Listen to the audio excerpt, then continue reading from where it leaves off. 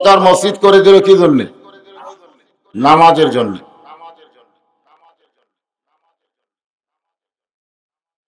আল্লাহর একজন খলিফা প্রতিনিধি হযরত ওমর, নাম শুনছেন? উনি জোহরের নামাজ পড়ানোর জন্য মসজিদে যাচ্ছেন, পড়ার জন্য না, পড়ানোর জন্য।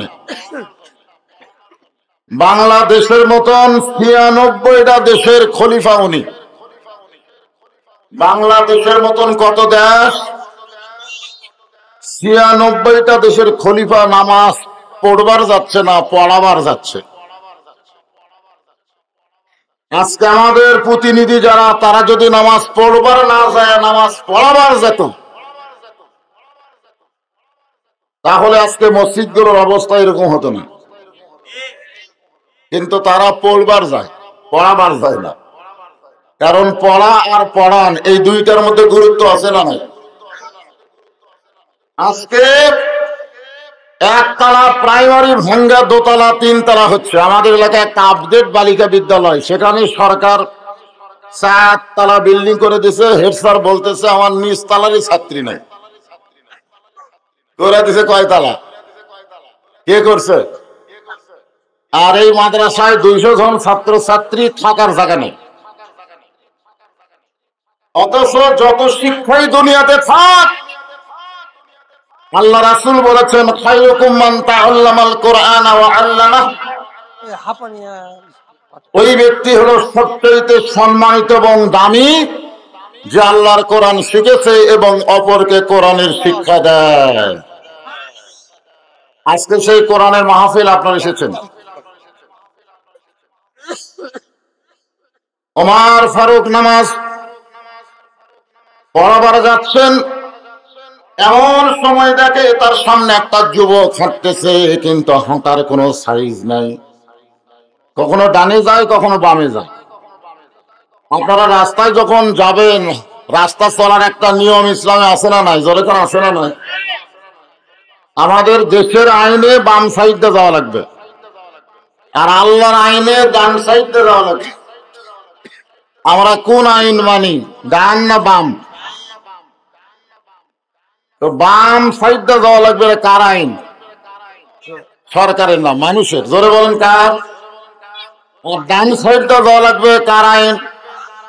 মসজিদে যখন আমরা পা দেই তখন কোন পা আগে দেই?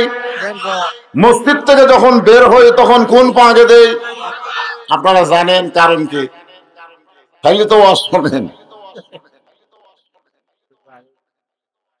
ওমর ফারুক চিন্তা করলো, এটা কার ছেলে এরকম মোটরসাইকেল চালায়? একটা টাঙ্কি উঠছে, তারপরে দোপা, তারপরে পিছনে আবার সিট উঠছে। মোটর সাইকেলের পিছনের চাকা মোটা, খালি চলা এরকম এরকম এরকম এরকম করে। দেখেন না, মাস্তানি মারে না? ওমর ফারুক খুব দ্রুত গতিতে ছেলেটার সামনে গেলেন। ছেলেটার সামনে গিয়ে দেখেন এই ছেলেটা অন্য কারো না, তারই জন্ম দেওয়া নাম হলো আবু শামা। এই ছেলেটা অন্য কারি না, তারই জন্ম দেওয়া নাম কি? আবু শামা। ওমর ফারুক চিন্তায় পড়ে গেলেন যে আমার ছেলে এরকম ব্যবসায়ীটা হলো কেন? আমার ছেলে এরকম ব্যবসায়ী হওয়ার পিছনে কারণ কি? তিনি ছেলেকে সুন্দর উপদেশ দিবেন যে বাবা, ডানে হাঁটা বামে হাঁটা যাবে না, ডান দিয়ে হাঁটতে যাবে, বামে যাওয়া চলবে না। একটা রাস্তা চলার নিয়ম নাই। যেরকম আছে না নাই? আল্লাহ রাসূল বলেছেন কাউকে যদি কিছু বলবার চাও, আসসালামু ক্বাবলাল কালাম, কথাবার্তা বলার আগে তাকে তুমি সালাম দাও। সে যদি তোমার ছেলেও হয়, আপনি সকালবেলা ছেলেকে যদি কিছু নসিহত করতে চান, তাহলে আগে ছেলেকে কি দেওয়া লাগবে? কারণ কোন কথাবার্তা বলার আগে কি দেওয়া লাগে? এই কথা কি আমার না রাসূলের? প্রতিদিন হযরত আলী ফজরের নামাজ পড়তে যাওয়ার সময় আবু বকরকে সালাম দেয়। যখনই ফজরের নামাজ পড়তে যায়, দেখা হয় আবু বকরের, আবু বকরকে সালাম দেয়। জোরে কোন কি দেয়? কিন্তু একদিন হঠাৎ দেখা হয়, সালাম দেয়নি। আবু বকর রাদিয়াল্লাহু চিন্তা করলো, আলী হলো আমার বয়সের ছোট। আমি যখন ঈমান গ্রহণ করছি আমার বয়স হলো 35 বছর, আর আলীর বয়স তখন মাত্র 8 বছর। জোরে কোন কয় বছর? আমার ছোট হয়ে সালাম দেয় না। আবু বকর আবার ঘুরে আলীর সামনে গেলেন। আলী সালাম না দিয়ে পাশ কাটিয়ে চলে গেল। হয়তো আবু বকর আবার গেলেন। আলী সালাম না দিয়ে যখন পাশ কেটে যাওয়ার চাই, এমন সময় হয়তো আবু বকর বললেন, আসসালামু আলাইকুম। আলী ওয়ালাইকুম আসসালাম বলে চলে গেল। ফজরের নামাজের পরে হয়তো আবু বকর বললেন, ইয়া রাসূলুল্লাহ, আলী মস্ত বড় বেয়াদব হয়ে গেছে। প্রতিদিন আমার সালাম দেয়, কিন্তু আজকে সালাম দেয়নি, বরং বাধ্য হয়ে আমি সালাম দিছি। কয়বার দেখা করছি, কিন্তু আজকে আমার সালাম দেয়নি হুজুর। আল্লাহ রাসূল, আরে ছোট হয়ে বড়দের সম্মান করার কথা আমি রাসূলের হাদিসে আছে না নাই? তাহলে তুমি বড়কে সালাম দিলা না কেন? আলী বলতেছেন প্রতিদিনই দেই হুজুর, কিন্তু আজকে দেইনি। আজকে না দেওয়ার পিছনে কারণ কি? বলে, আজকে রাত্রে আমি স্বপ্নে দেখলাম যেই ব্যক্তি সালাম দিবে আল্লাহ তাকে জান্নাতে একটা চেয়ার দিবে। আল্লাহ তাকে কি দিবে? জান্নাতে একটা চেয়ার দিবে। আমি চিন্তা করলাম, আমি ছোট মানুষ, ওই চেয়ার না পায়া বড় মানুষকে দেই। এই জন্য আমি সালাম না দিয়ে আবু বকরকে সালাম দেওয়ার সুযোগ দিলাম, সে যেন চেয়ারের মালিক হয়ে যায়। যখন সুবহানাল্লাহ। তাহলে সালাম দেওয়ার গুরুত্ব কম না বেশি? যেই ব্যক্তি সালাম দিবে 90টা নেকি পাবে। ইমাম গাজ্জালী বলেছেন, যে ব্যক্তি সবসময় সালাম দেয় সে অহংকার মুক্ত মানুষ হয়, তার ভিতরে কোনো অহংকার থাকে না। আর যে ব্যক্তি সবসময় সালাম নেওয়ার ধান্দা করে, জনগণ আমাকে সালাম দিবে, দেখবেন যারা ভোটে দাঁড়ায় তারা কিন্তু যতদিন ইলেকশন না হয় ততদিন তাদের কোনো অহংকার থাকে না। জনগণ কথা ঠিক না? এমনকি গাড়ি থামায়া ড্রাইভার বলতেছে, এখানে গাড়ি থামানোর কারণ কি স্যার? বলে, মানুষ আসতেছে দেখতে পাস না? ওটা না, ফকির আসছে। ভোটের আগে ফকিরও মানুষ। গাড়ির থেকে নামা ফকিরকে সালাম দেয়, সালাম আলাইকুম চাচা। চাচা খেলে চারিদিকে তাকান, কেউ নাই। তো বলে, বাবা কারে সালাম দিলে? কার আপনারে দিলাম, কিন্তু ভিক্ষা করে খাই। তাই ভোটের আগে হাঙর তো আপনিও তাই। ভোটের আগে নেতারা যে হারে নরম মানুষ হয়, ভোট পাওয়ার পরে যদি ওই একই নরম থাকে, তাদেরকে দ্বিতীয়বার আর ভোট চাওয়া লাগবে না, জনগণ এমনি ভোটের বাক্স করে দিবে। আর রফিক ভাই যে ধারাবাহিকতা রক্ষা করতেছে, আমার বিশ্বাস আল্লাহ যদি সম্মান দেয়, বিনা প্রতিদ্বন্দ্বী চেয়ারম্যান করে। জোরে কোন কথা ঠিক না? সামনে তো ভাইয়ের সামনে দাঁড়ানোর সাহস করে হলে মানে এই ধারাখালি ধরে রাখবে। সোনাল্লাহ খান আসলে তুমি হাত খাটো করছো না, আল্লাহ লম্বা করে দেয়। জোরে করে আমিন, জোরে করে আল্লাহুম্মা আমিন। আমার মায়েরা, বোনেরা যারা বসে আছেন, একটু মনোযোগ দিয়ে শোনেন। ওমর ফারুক ছেলেকে কিছু বলবেন, এই জন্য সালাম দিলেন, আসসালামু আলাইকুম ইয়া ইবনি, এ আমার পুত্র, আল্লাহ তোমার প্রতি রহমত বর্ষিত করুক। ছেলে বলতেছে, আপনি কে ভাই? আপনাকে তো চিনলাম না। ওমর ফারুক চুম করছে, আমি বেটারে সালাম দিলাম, আর বেটা কয়, আপনি কে ভাই? আপনাকে তো চিনলাম না। ওমর ফারুক চমকে গেলেন। সালামের উত্তর না দিয়ে সেই বেটা বাপরে ভাই কয়, লক্ষণ ভালো না। নাক যখন মুখের কাছে নিয়ে যায়, এমন সময় হযরত ওমর তার ছেলের মুখের ভিতর থেকে ইয়াবার গন্ধ পায়, মদের গন্ধ পায়। ধরে কোন কিসের গন্ধ পায়? মদের গন্ধ পায়। অর্ধ পৃথিবীর খলিফা হযরত ওমর। হযরত ওমর অর্ধ পৃথিবীর খলিফা। হ্যাঁ, ঘুরে আসেন, ঘুরে আসেন, অসুবিধা নেই। আপনি যা বলেন সেই বলবে, কোনো সমস্যা। আজ ওয়াজ তো শুরুই করিনি, আলহামদুলিল্লাহ কইছি আমি। সালাম কালাম খালি দিয়ে শুরু করছি, তারপর ওয়াজ হয়ে যায় না। যা বলছে সেটাই হবে, অসুবিধা নেই। ওমর ফারুক চারিদিকে লক্ষ্য করলেন, কারণ আল্লাহর আইন হলো কেউ যদি মদ পান করে, ইয়াবা পান করে, আল্লাহ তাকে 80টা দৌড়া মাত্রা আইন করে দিয়েছে। জোরে বলেন কয়টা? আরো জোরে বলেন কয়টা? আমার ছেলে মদ পান করছে, এটা তো কেউ জানে না, খালি আমি গন্ধ পাইছি, চারিদিকে লক্ষ্য করছে, কেউ নাই। এমন সময় হযরত ওমরের ঈমান বলতেছে, ইন্নাল্লাহা ইয়ামুরুকুম আন তুআদ্দুল আমানাতি ইলা আহলিহা ওয়া ইযা হাকামতুম বাইনান নাস আন তাহকুমু বিল আদল। ওমর, চারিদিকে লক্ষ্য করে দেখতেছো, কেউ দেখে নাই, কিন্তু তোমার ঈমান কি বলতেছে কেউ না দেখলেও কে দেখেছে। আরো ধরে কর।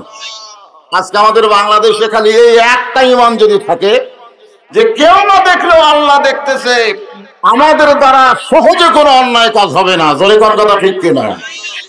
আমরা কি উপর দিকে খেয়াল করি না চারিদিকে খেয়াল করি? তাহলে আগে চারিদিকে দেখি, কেউ দেখেনি তো, কেউ দেখেনি, আর সমস্যা নেই। এক টানে মাথার পাগড়ি খুললেন। ওমর ফারুকের মাথায় পাগড়ি ছিল, এক টানে মাথার পাগড়ি খুলে ওই পাগড়ি দিয়া ছেলেকে হ্যান্ডকাপ পরালেন। হ্যান্ডকাপ। অপরাধ করেছে, জোরে কোন কি করেছে? মদ পান করেছে। এই মদ পান করার কারণে হ্যান্ডকাপ তখন তার কাছে ছিল না, কিন্তু মাথায় পাগড়ি ছিল।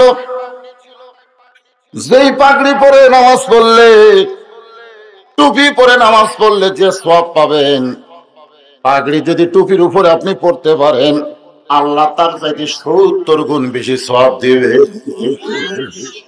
তাহলে সুবহানাল্লাহ কোন। পাগড়িওয়ালাদের বিরুদ্ধে কথা, পাগড়িওয়ালা লাদিন গ্রুপ নাকি?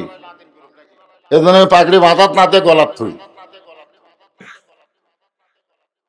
ওমর ফারুক মাথার পাগড়ি দিয়ে ছেলের দুইটা হাতটা বেঁধে টেনে নিয়ে গেলেন মসজিদে। মসজিদে নিয়ে যায় মাতাল ছেলেকে, মসজিদের একটা খুঁটির সঙ্গে বেঁধে ফেললেন।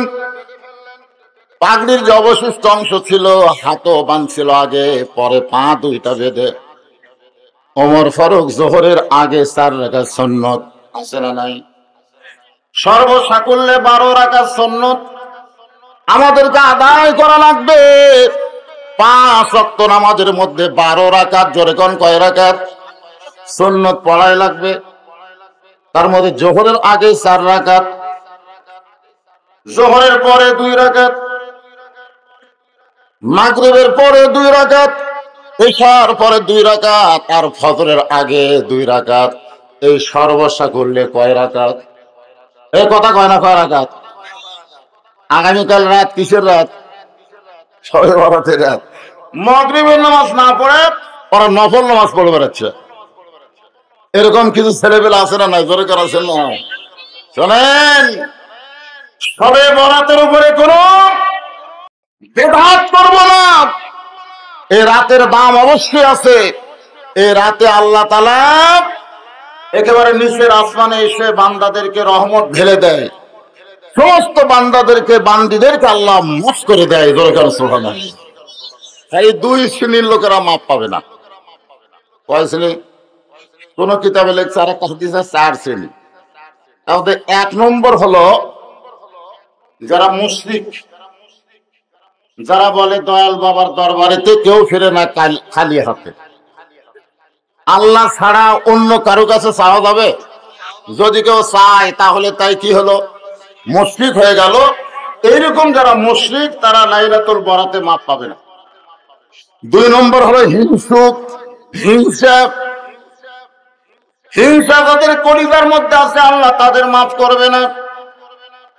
3 নম্বর গীবতখোর, পরচর্চাকারী।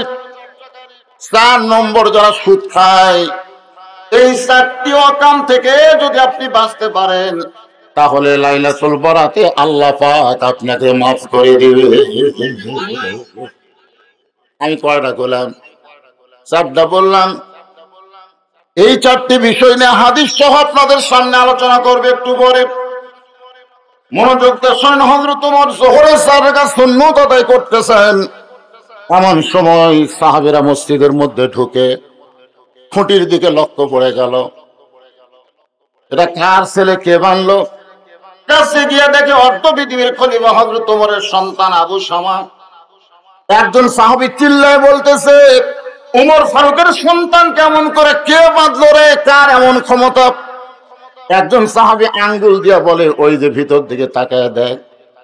ভিতর দিকে তাকায় দেখে হযরত ওমর নামাজের সেজদা। তো বেটা আছে খুঁটির সাথে বান্দা, বাপ আছে নামাজের সেজদায়। এই জায়গায় উমরের ছেলেকে কে বানলো, এইটা নিয়ে আর মাতব্বরি করার দরকার। সাহাবীরা যোহরের 4 রাকাত সুন্নত নামাজ আদায় করলেন। আদায় করার পরে যখন যোহরের জামাত হবে, এমন সময় হযরত ওমর মেহরাবের মধ্যে ঢুকলেন। সমস্ত সাহাবী তাকায় দেখে ওমর ফারুকের টুপি আছে, কিন্তু টুপির উপর পাগড়ি নাই। জোরে কোন কি নাই? যেই পাগড়ি পরে রাসূল নামাজ পড়েছেন, পড়াইছেন, যেই পাগড়ি পরে হযরত আবু বকর, সেই পাগড়ি হযরত ওমরের মাথায় নাই। কেন না থাকার কারণ হলো ওই পাগড়ি দিয়া একটা অন্যায়কারীকে কি করেছে, হ্যান্ডকাপ করেছে। হ্যান্ডকাপ বোঝে না? হ্যান্ডকাপ, পাও কাপ, 2 কাপই মেরে দিছে। এখন আপনাদের কাছে আমার প্রশ্ন হলো, পাগড়ি সবসময় মাথায় দেওয়া সুন্নত না? দরকার হলে এই পাগড়ি মাথার বাঁধে বাতিলের বিরুদ্ধে জিহাদ করা ফরজ। জোরে গান কথা ঠিক কিনা? তাহলে মাথায় পাগড়ি বাঁধলে হবে না। দেখবেন কৃষক মানুষ যখন শরীরে বল না পায়, কম পায়, তখন দেখবেন ঘাড়ের গামছা মাজাত বাঁধে, বাঁধে না? গামছা যদি একবার মাজাত বাঁধে বুঝবেন ও কিন্তু অনেক কাম করবে। আবার মেয়ে মানুষরা যদি অন্যায় খুলে মাজাত বাঁধে বুঝবেন শয়তান এলাকা থেকে পালায় যাবে ঝগড়ার কাছে। জোরে কোন কথা? মেয়েরা মাঝে মধ্যে শাড়ির আঁচল মাজাত বাঁধে না? এখন আয় মরদ হয় দেখুন। হ্যাঁ, যখন দেখবেন মেয়ে মানুষেরা বেপর্দা হবে, অন্যায় খুলে মাজাত বাঁধা মানে কি পর্দা? বেপর্দা হবে, তখন দেখবেন ওই এলাকার মধ্যে আর শয়তান থাকবে না। শয়তান ভয়ে পলায় যাবে যে গজব আসবে এই বেপর্দা নারীর জন্য, আর গজব আসবে আমি শয়তানও তো গজবের মধ্যে পড়ে যাবো। এই জন্য এক বাণীতে বলা হয়েছে, বেপর্দা নারী যারা শয়তানের যানবাহন তারা। আমি যেই বলবো বেপর্দা নারী যারা, আপনারা বলবেন শয়তানের যানবাহন। কিসের যানবাহন? শয়তানের যানবাহন তারা। আমার মা বোনেরা, পর্দার মধ্যে থাকতে হবে।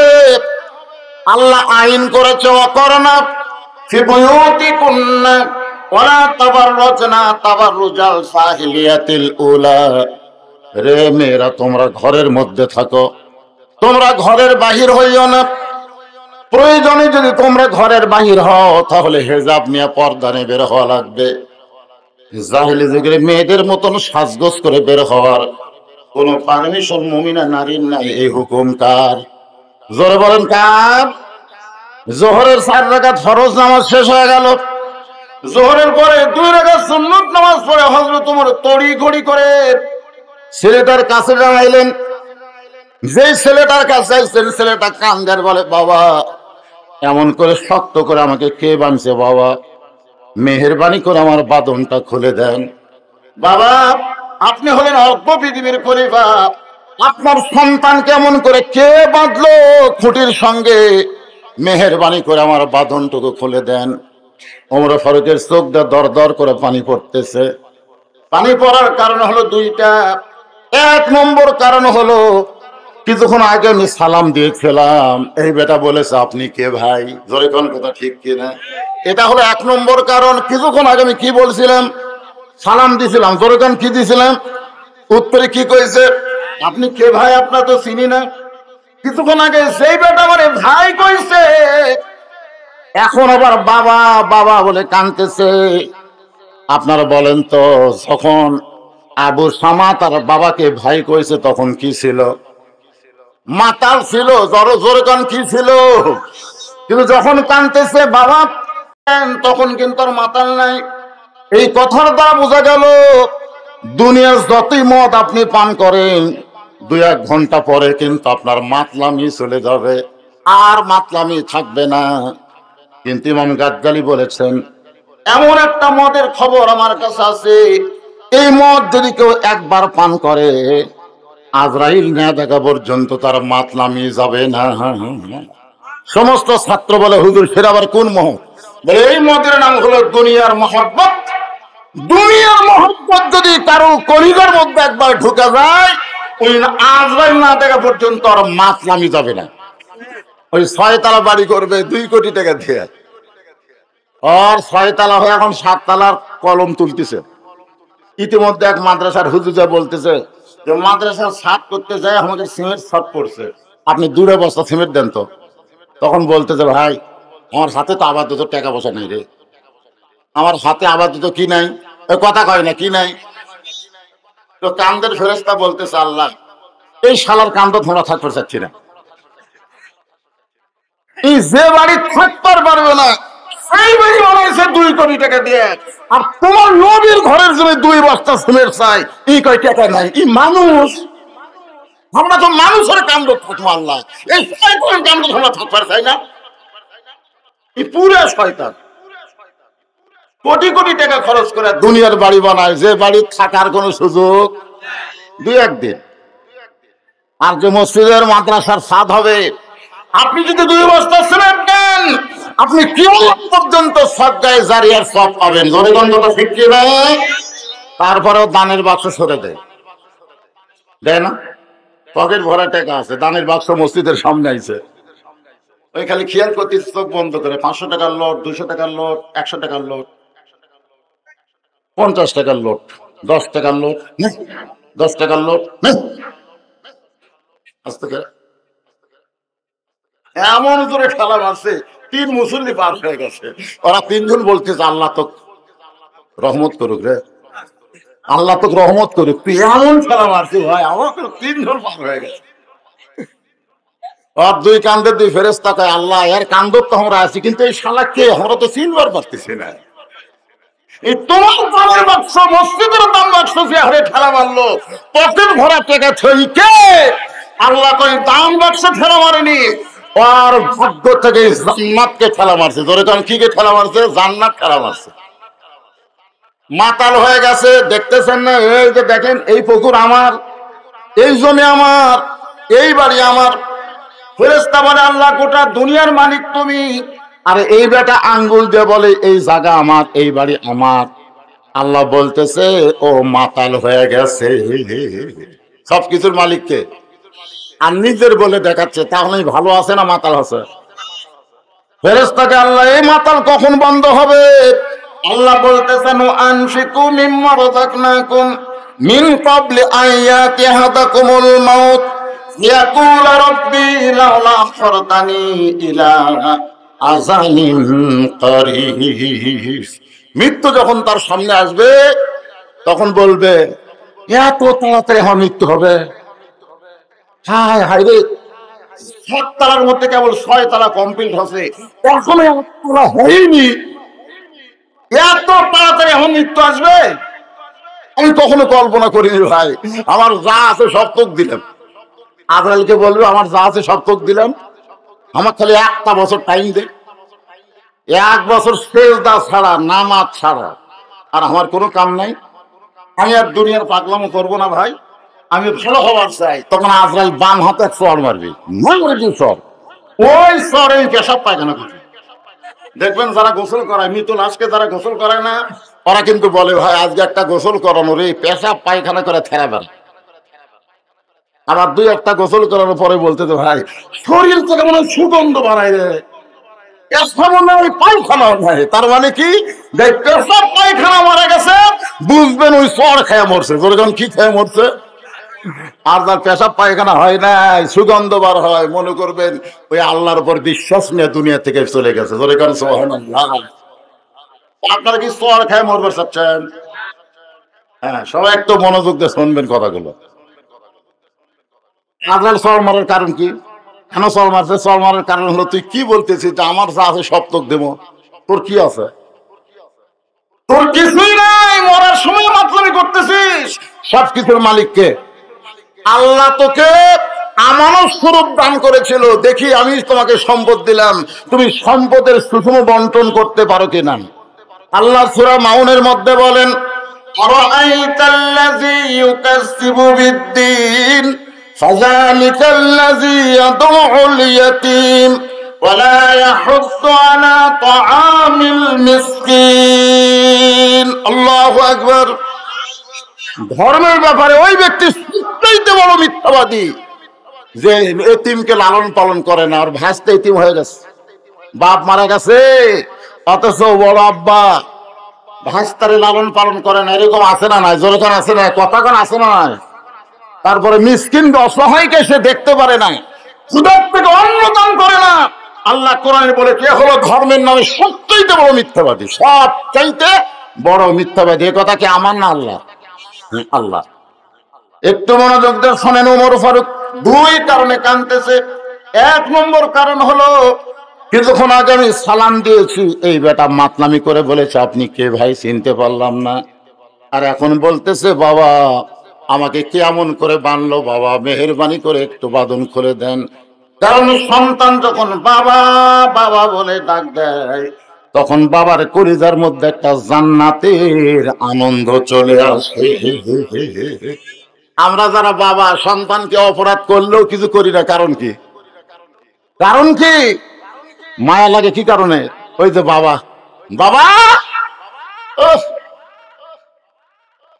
অথচ বিয়ে করার পর থেকে বাপ হোক আর দিতে পারে না। এরকম আছে না? নাই? জোরে কোন আছে নাই? বিয়ের আগে ওর মতন ভালো ছেলে কেউ নাই, কিন্তু যেই বিয়ে করছে বউ যে কি কান মন্ত্র দিছে, উই আর বাপকে দুই চোখে দেখতে পারে না। ওই বাপের সামনে দিয়ে কুত্তার মতন যায়, কথা কয় না। শ্বশুরের কাছে গিয়ে বলতেছে আসসালামু আব্বা কেমন আছেন আব্বা, আম্মা কেমন আছে আব্বা। বাপ কয় খেরে আমি তো জন্ম দিলাম, লালন পালন করলাম, তোর জন্য জীবন মাটি করলাম, তোরে না খাইয়া লেখাপড়া শিখালাম, আজ তুই আমারে সালাম না দে শ্বশুরকে সালাম দিস। এরকম বেটা আছে না নাই? জোরে কোন আছে না না?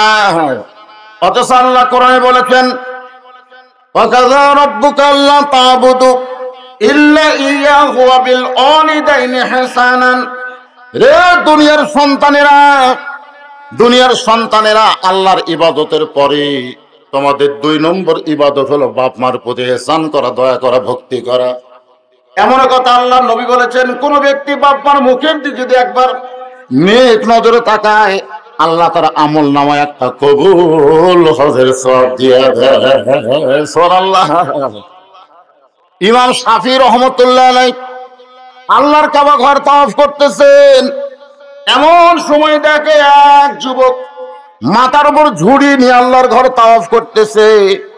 ইমাম শাফি বললেন, রে যুবক, এত বড় ঝুড়ি মাথায় নিয়ে তুমি আল্লাহর কাবা ঘর তাওয়াফ করো, ওই ঝুড়িটা তাঁবুর মধ্যে রাইখা তুমি তো তাওয়াফ করতে পারো। যুবক চোখের পানি বের করে বলে, হুজুর আমার মাথার উপর যে ঝুড়ি দেখতেছেন এটা ঝুড়ি না, এটা হলো এমন একটা ঝুড়ি যে ঝুড়ির মধ্যে বসে আছে আমার বুড়ি মা। আমার বুড়ি মা আল্লাহর ঘর তাওয়াফ করতে চায়, কিন্তু সে তো হাঁটতে পারে না, চলতে পারে না। আমি মাথার উপরে নিয়ে আল্লাহর ঘর তাওয়াফ করতেছি। পাশের একজন মুসলমান বলতেছে এই যুবক তার মায়ের হক আদায় করতেছে।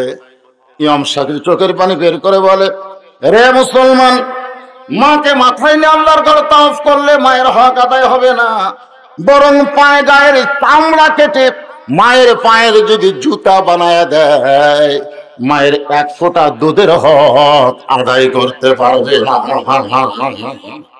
অথচ সেই মায়ের সঙ্গে কথা বলে না, এমন সন্তান আছে না নাই? সঙ্গে সঙ্গে ওমর ফারুক ডাক দিলেন, জল্লাদ। যেই বললেন জল্লাদ, সঙ্গে সঙ্গে সমস্ত সাহাবীরা থরথর করে কাঁপতেছে। কে রে? বিয়া থেকে পাগড়ি দিয়ে বেঁধে রেখে জল্লাদকে ডাকে কেন? জল্লাদ এসে বলতেছে, হুজুর আমারে ডাকার কারণ? ওমর ফারুক বলতেছেন, আমার আবুর সম মদ পান করছে, আর মদ পান করার শাস্তি হলো তাকে 80টা বেত মারা লাগবে। আমি চেয়ারে বসে থাকবো আর তুমি তাকে 80টা বেত মারবে। ওমর ফারুক চামড়ার চাবুক জল্লাদের হাতে দিলেন। জল্লাদ মার শুরু করেছে। ওমর ফারুক গুনতেছে, 1 2। সঙ্গে সঙ্গে ওমর ফারুক বললেন, জল্লাদ চাবুক বন্ধ করো। জল্লাদ বলতেছে, আমির আল মুমিনিন, আপনি হুকুম দিলেন মারার জন্যে, আর 2টা বাড়ি বললাম, সন্তানের মহব্বতে এখনই চাবুক বন্ধ করতে বললেন। আল্লাহর হুকুম হলো 80টা মারা লাগবে। ধরে কোন কয়টা? কিন্তু 2টা মারতে আপনি আমাকে চাবুক বন্ধ করতে বললেন। ওমর ফারুক চোখের পানি বের করে বলতেছে, জল্লাদ তুমি সত্যি করে বলো তো, তুমি যে আমার ছেলেকে চাবুক মারতেছো, তুমি কার খেয়ালে চাবুক মারতেছো? আমার খেয়ালে না আল্লাহর খেয়ালে? তুমি সত্যি করে বলবা, আমার সন্তানকে যে 2টা চাবুক মারলা, তুমি কার খেয়ালে মারছো? আমার খেয়ালে না আল্লাহর খেয়ালে? জল্লাদ বলতেছে, আল্লাহ আছে আসমানে, আপনি আছেন জমিনে। আল্লাহ আছে গোপনে, আপনি আছেন সামনে। খুব খেয়াল করবেন ভাই, বর্তমান বাংলাদেশের পরিবেশে যে ওয়াজটা করা দরকার রে, আল্লাহ কোথায়, প্রকাশ্যে না গোপনে? আপনি আপনি সামনে। আজকে আমরা ওয়াজ করবার গেলেও আমাকে ভিতরে ইমান কয়, সরকারের লোক কিন্তু কত সামনে আছে, আর আল্লাহর ফেরেশতারা কিন্তু গোপনে আছে। যখন কথা ঠিক কিনা বুঝে শুনে ওয়াজ করিস। কোনটা করবো, গোপনেরটা করবো না সামনেরটা? কারণ গোপনেরটা গেলে সামনের গুলা কিন্তু ধরে সাইজ করবি। এখন আমরাও খেয়াল করি যে কি ওয়াজ করি। রফিক ভাই কানে কানে বলে গেছে, আমি সেইভাবেই করতেছি, অসুবিধা নেই। কারণ আমি তো এমন বক্তা ভাইজান যে ডাইরেক্ট একটা কথাও বলি না। আজ পর্যন্ত আমার ওয়াজে ডাইরেক্ট কোনো কথা নেই। আমার কথা হলো, উদউইলা সাবিলি রাব্বিকা বিল হিকমা।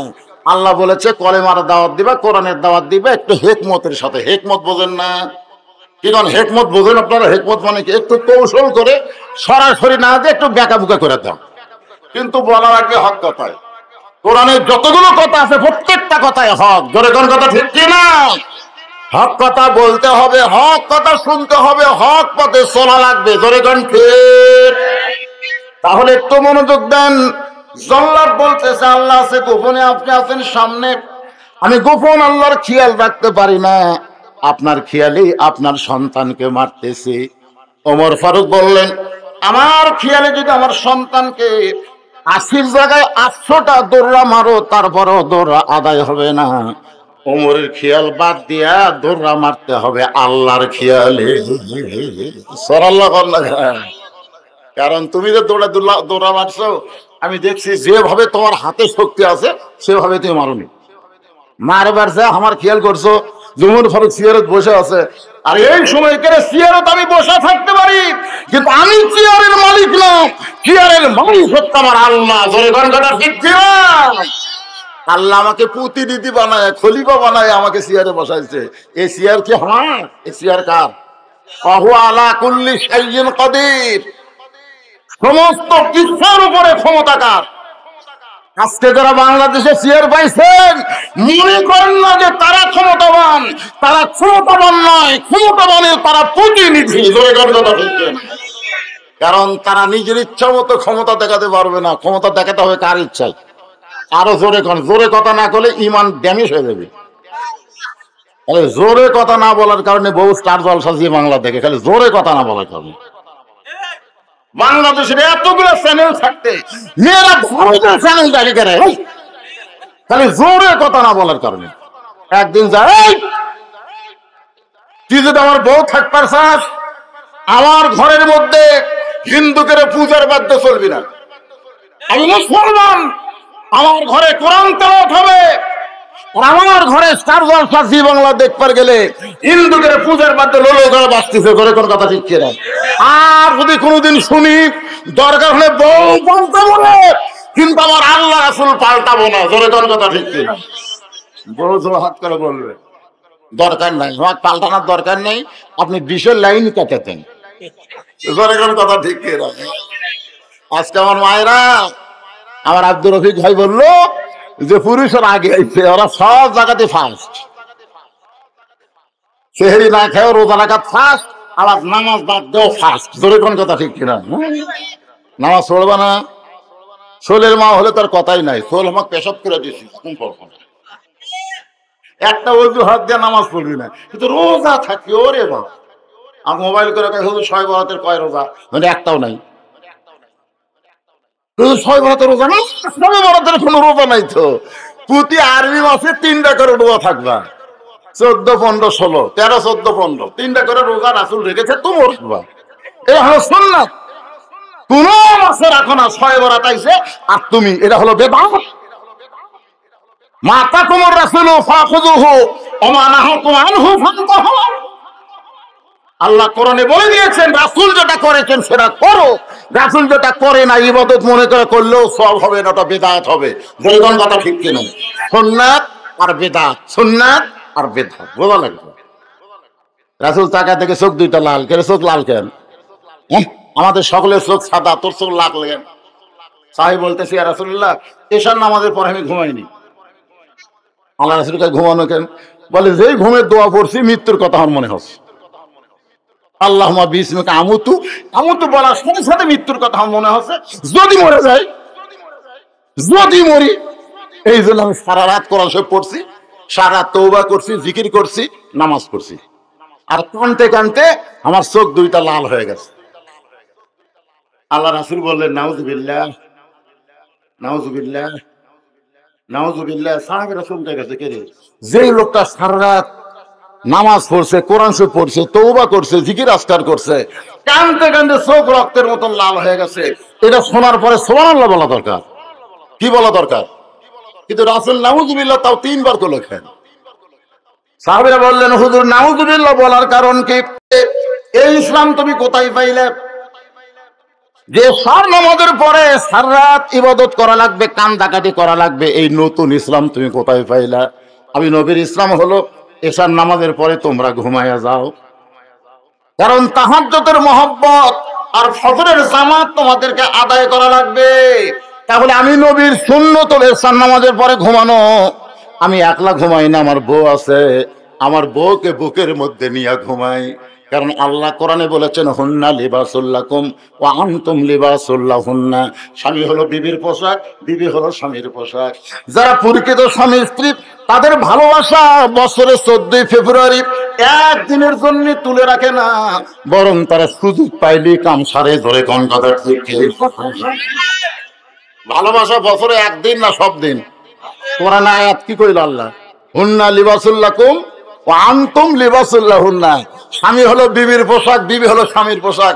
আপনারা কি বছরে একদিন পোশাক পরেন না সব সময় পরেন? কথা কান, সব সময় না একদিন। পোশাক যেমন সব সময়, ভালোবাসা থাকবে সব সময়। ধরে কথা কন না কেন? আর 14 ফেব্রুয়ারি মরহুম আব্দুল জলিল পার্কে আমার সেদিন আসার সময় দেখি ও টোনা টেনে, ওরে টোনা টেনে, টোনা টেনে। খুঁজলে দেখেন একজনেরও বিয়া হয়নি। তা আপনার মেয়ে বিয়ে হয়নি, সাজা গোজা কোথায় যাচ্ছে? আপনি বাবা দেখবেন না? রাসূল দেখেননি? রাসূল দেখেনি? তাহলে হাতের মধ্যে 2টা চুরি পড়ছে, 9 বছরের ফাতেমা, আর ঘরের মধ্যেই রাসূল ঢোকেনি, বাহিরে চলে গেছে। ফাতেমা চমকে গেল, কেন বাবা আমাকে মা মা বলে ডাকে, আর সেই বাবা বেড়া কেন? বাহিরে গিয়ে দেখে নবীর চোখ দিয়ে দর দর করে পানি পড়তেছে। ফাতেমা বলে, কি দুঃখ আপনার মনে? আল্লাহ নবী বললেন, আমি যা দেখলাম মা, এই দেখার পর আমি কাঁদতেছি। ফাতেমা বলে, বাবা কি দেখলেন? আল্লাহ নবী বললেন, ফাতেমা, যে দুনিয়াতে সাজবে আল্লাহ তার আখিরাতের সাজ কমায়া দিবে। সুবহানাল্লাহ। সঙ্গে সঙ্গে চুরি খুলে ফেলে দিছে। নবী দৌড়ে গিয়ে চুরি পকেটের মধ্যে তুলেছে। ফাতেমা বলে, বাবা যেইটা দেখার কারণে আপনি বারান্দায় কাঁদতেছেন আর ফেলে দিলে কুড়ে পকেটে রাখলেন, আল্লাহ নবী বললেন, চুরি 2টা যত্ন করে রাখবো মা। কি জন্য যত্ন করবেন? বলে, খালি চুরি না তো, একদিন তোর নাকে নাকফুল পরানো হবে, একদিন কানের দুল পরায় দেব, গলাত মালা হবে। ফাতেমা বলে, বাবা কবে? আল্লাহ রাসূল বললেন, যেদিন তোমার বিবাহ হবে। তোমার যত সাজার ইচ্ছা তুমি সাজতে পারবে। বিবাহ হলে মেয়েরা কেবলমাত্র এক ব্যক্তির জন্য সাজবে, যে ব্যক্তি হলো তার স্বামী। জোরে কোন কথা ঠিক? 14 ফেব্রুয়ারি একটা বউ সাজেনি, একটা বউ সাজিছে। কেন আপনার কেন বউ সাজিছে? কারণ জানে আমাকে সবসময় সাজা লাগে, একদিনের জন্য সাজা। কেন আপনার মেয়ের বিয়ে হয়নি, সাজা গুজা পার করে যাচ্ছে, আপনি বাপ হয়ে দেখবেন না? তখন দেখার কথা আছে না? না, খালি যদি আল্লাহ মরিয়ম আলাইহিস সালামকে বিয়ে ছাড়াই পেটত কি দিয়েছিল? বাচ্চা দিয়েছিল। খাদিজা বলতেছে, ইয়া রাসূলুল্লাহ, মনে করেন আপনার সাথে আমার বিয়ে হয়নি, আমি আল্লাহর কাছে যদি একটা বাচ্চা পেটত চাই, আল্লাহ দিবে না? রাসূল কেন? খাদিজা বলতেছে, কেন আল্লাহর পাওয়ার নাই? তাই পাওয়ার থাকলে আর দেখাবি না, একটা দেখাবার যায় জাকারিয়া নবীর যে বিপদ হচ্ছে। মরিয়মের পেটে বাচ্চা, জাকারিয়া কিন্তু মরিয়মের খালু হয়, তারপরে জনগণ সন্দেহ করছে এই খালুর দ্বারাই অকাম। জাকারিয়াকে আক্রমণ করছে, জাকারিয়া সামনে দৌড়ায় বলে, আল্লাহ কাম করলে তুমি আর ফিরুন ক্ষমা আমি। আল্লাহ বলতেছে, একটাই করলাম, বাপ ছাড়া সন্তান আমি আল্লাহ পৃথিবীতে পাঠাবার পারি, একটাই, কিয়ামত পর্যন্ত আর হবে না। এখন যদি 14 ফেব্রুয়ারি কারো পেটত বাচ্চা আসতো আর আল্লাহ যদি এই কথাটা না বলতো, তাহলে বলতো মরিয়মের পেটত যদি স্বামী ছাড়া আসবার পরে আমার পেটত কি আসতে পারে না? যুবকেরা, ভালোবাসার কথা কোরআনে আছে না নাই? আল্লাহ নবী বললেন, আমি এশার নামাজের পর আমি বউকে নিয়ে ঘুমাই, আর তুমি সারা রাত ইবাদত করলে, তুমি কি নবীর চাইতে বড় হয়েছো? বরং শোনো, ওমর ফারুক সাবুক কায়রা নিয়ে বললেন, জল্লাদ শোনো, আমি আমার সন্তানকে অত্যন্ত ভালোবাসি। সুবহানাল্লাহ খান, আমি আমার সন্তানকে অত্যন্ত ভালোবাসি, যার কারণে দৌড়া আমি মারবো। তার খেয়ালে জোরে খান, সন্তানের খেয়াল না আল্লাহর খেয়াল? আল্লাহর খেয়াল। দৌড়া আমি মারবো, আমি আমার সন্তানকে অত্যন্ত ভালোবাসি। আপনারা আপনাদের সন্তানকে ভালোবাসেন? কারা কারা বাসেন? আল্লাহকে একটু হাত দেখেন তো দেখি। যারা সন্তানকে, ভাই আপনি নেন সন্তানকে,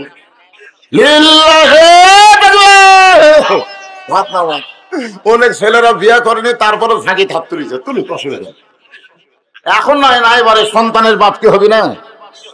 সব শিশুর অন্তরে কি, সব মানুষের অন্তরে শিশুর বসবাস আছে না? নাই, জোরে সবার অন্তরে আছে। তো হবো তো একদিন। তো তাহলে সন্তানকে আমরা ভালোবাসি। আপনার সন্তানকে ভালোবাসার নমুনা কি? মনে করেন একই বাজারের এক সাইডে একটা হাফেজি মাদ্রাসা আছে, আর এক সাইডে একটা প্রাইমারি আছে। মনে করেন আপনি যদি সন্তানকে ভালোবাসেন, তাহলে আপনার সন্তানকে কোথায় ভর্তি করে দিবেন? পিছনে তারা একটা কথা কয়নি, কারণ আপনার সন্তান 6 বছর বয়স হলো কি বেগুনা মাসুম, যার কান্দে আল্লাহ ফেরেশতা দেয়নি, কারণ ও পাপও নাই আর কোন সওয়াবও নাই। ও ভালো কাজ করলে সওয়াব পাবে বাপ মা, জোরে কারণ সুবহানাল্লাহ। ও যদি খারাপ কাজ করে পাপ হবে বাপ মা। পাপ কার হবে? বাপ মায়ের হবে, কারণ বাপ মা ভালো জায়গা দেয়নি। তো আর মা কয় হুজুর এই বাথরুমের যাও খাড়া হয়ে পেশাব করে, এত বেয়াদব হচ্ছে হুজুর, আপনি একটু দোয়া করেন তো দেখি বসে কিনা। চিন্তা করেন যে খাড়া হয়ে পেশাব করে, বাথরুমে যাও, বাইরে তো করি, বাথরুমে তোর মাও গোসল করাবার দেয়, ওটিও খাড়া হয়ে মারে। আমার মাকে বস কেন, বসো। আপনি একটু দোয়া করে দেন। আমার কাছে না কইলাম, কে রে পাগলা, এই কোন ক্লাসে পড়িস? প্রাইমারি 1-এ পড়িস। চাচা তো বসিস না কেন রে? তোর স্যার কি তোকে বসা শিখাইনি? আমি প্রাইমারি পেশাবখানা যাই, দেখি আমার স্যারই খাড়া হয়ে পেশাব করে, আর স্যারই খাড়া হয়ে মারে। কারণ স্যার জানে আমি যে পড়াবো আর ওই যে পড়বে, এইটা পড়ার জন্য পবিত্র হওয়ার দরকার নাই, কারণ পড়াগুলো সব মিথ্যা পড়া। একদম বাগদম ঘাডম সাজে, ঢাক ধরলো, ঝাঁঝর বাজে, বাঁচতে বাঁচতে চললো, ঢুলি ঢুলি গেল, কমলা ফুলি টিয়াটা, সূর্য মামার পিয়াটা। আপনার বলেন তো এর মধ্যে একটা কথা সত্যি আছে? তাহলে মিথ্যা পড়াবার যায় তোর বসা লাগবে না, খাড়ায় মারলি হবি, তোর কেন কথা বলছে না? তাহলে আপনি কি চান যে আপনার ছোট মাসুম বাচ্চাকে ওই খাড়া হয়ে পেশাব করা জায়গায় ভর্তি করাবেন আর মিথ্যা শিক্ষা দিবেন? তাহলে আপনার ভালো চাইলে সন্তানের মাদ্রাসা দেওয়া লাগবে। মাদ্রাসা ভর্তি করে দিয়ে দেখেন, আগে কোরআন পড়াবে না, আগে ওরে পেশাব পায়খানা করা শিখাবে। জোরে কোন ঠিক কিনা?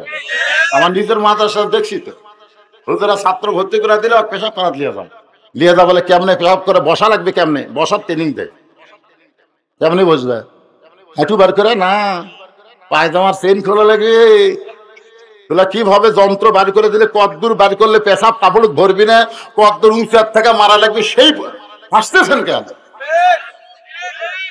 6 বছরের বাচ্চাকে পেশাব করে শিখায়, তারপরে পেশাব নিংড়ানোর জন্য গলা খাকারি 3 বার দেওয়া লাগবে, নিংড়া গেলে তারপরে পানি খরচ করা লাগবে, তারপরে আমি অজু করা শিখাচ্ছি, অজু করা শিখানোর পরে তারপরে আলিফ বাতাসা, তার আগে না। ধরে কোন কথা ঠিক কি না? তাহলে আপনি যদি বাবা হন আর সন্তানকে যদি ভালোবাসেন, সন্তানের হাতে আগডুম বাগডুম দিবেন না আল্লাহর কোরআন দিবেন, এই সিদ্ধান্ত এখনই আপনাদের নিতে হবে। ধরে কোন কথা ঠিক কি না?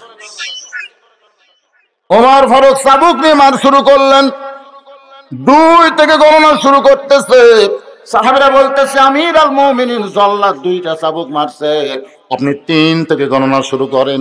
ওমর ফারুক বললেন জল্লাতের 2 বাড়ি আমার 1 বাড়ির সমান। 30টা চাবুক মারতেই আবু সামা বেহুশ হয়ে পড়ে গেল। আবু সামার আর হুঁশ নাই, বেহুশ হয়ে গেছে। এমন সময় হযরত ওমর ফারুক চেয়ারে বসে বললেন 1 গিলাস ঠান্ডা পানি নিয়ে আসো।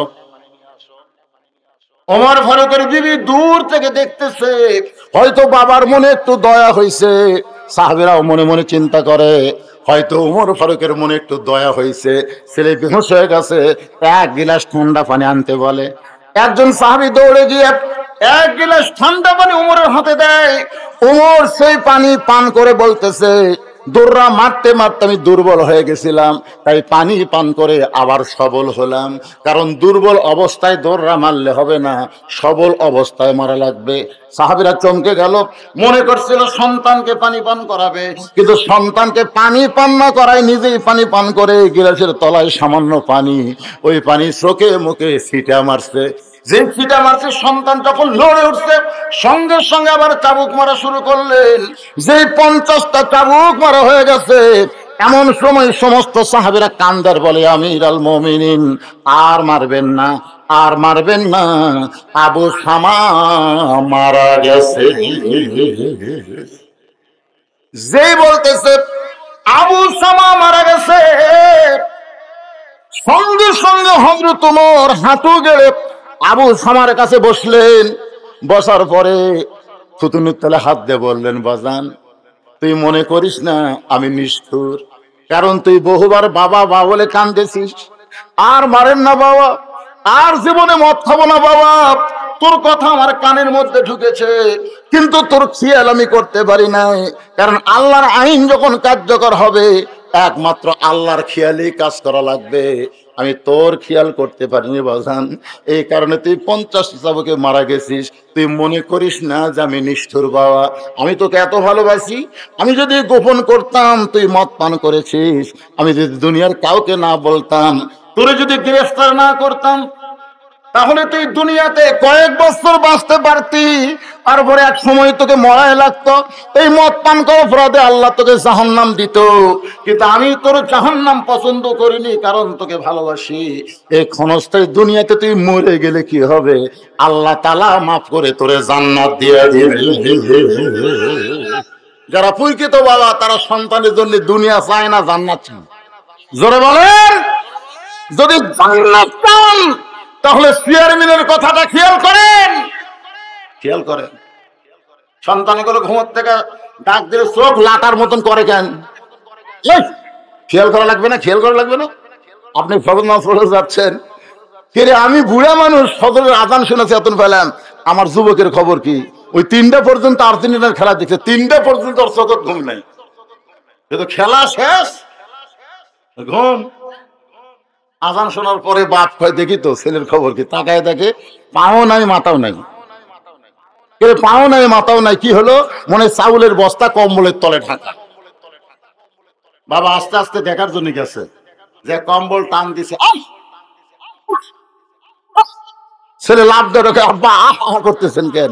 বলে কম্বল তুলা তোর সাইজ আর সকালবেলা সাইড থেকে কুত্তার সাইজ একই সাইজ রে, একই সাইজ। তুই মানুষের বাচ্চারা কুত্তে, এর আযান শুনলে মুসলমান চেতন পাবে, আযান শুনলে আপনার মধ্যে গেলে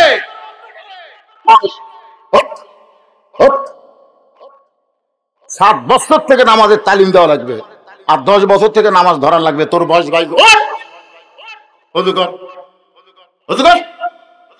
যদি শরীর ঠিক না থাকে গোসল কর, কারণ অনেক আগে আছে পেশাব করে পানি লাগে না, ওই বিশ্বাস হতে। আমার এলাকার তার বাস্তব প্রমাণ, বাপ মরে গেছে স্ট্রোক করে, গভীর রাত্রে মারা গেছে। মা যখন ছেলের একটাই ছেলে, বাবা বাবা বাড়াতো, ঘর থেকে বাড়াতে বলতে যে হ্যাঁ ওর কান্দে, কি কান্দেন মা? তোর বাপ মরে গেছে বাবা, তোর বাপ মরে গেছে বাবা। ছেলে সেই কান্দ, আব্বা মরছে হঠাৎ কেন? স্ট্রোক করে মরছে বাবা। দরজার যা, মা ওকে যা ভিতরে যা, তোর বাবার লাশ একটু দাঁড়িয়ে দেখ, তোর বাপ মরে গেল। বলে মা আমি তো দরজা পর্যন্ত আসা পারি মা, কিন্তু ভিতরে তো ঢুকতে পারি না। তো মা কয় তোর বাপ মরে গেছে, ভিতরে ঢুকবি না কেন? আমার শরীর তো ঠিক নাই, মানে রাত্রে পেশাব করে পানি লাগনি, তখন না পাক অবস্থায় লাশের কাছে কেমন যায়? তো মা বলতেছে গোসল কর, যা গোসল কর, শরীর ঠিক না থাকে গোসল কর। মাফির কাছে যাওয়া লাগবে না? ভাই মা মাঘ মাস মা, ঠান্ডা লাগবে দেখো, সামান্য জায়গাতে পানি দেয়নি আর গোটাল গাওয়াত দেবো। মা কই মানুষ না শয়তান রে,